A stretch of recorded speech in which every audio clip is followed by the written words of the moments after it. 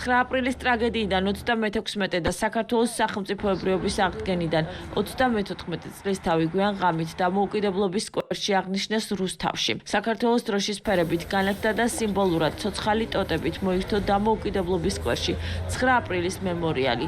ადგილობრივი ხელისუფლების წარმომადგენლებმა რუსთავის სტუდენტებთან ერთად პატივი მიაგეს დაღუპულთა ხსოვნას.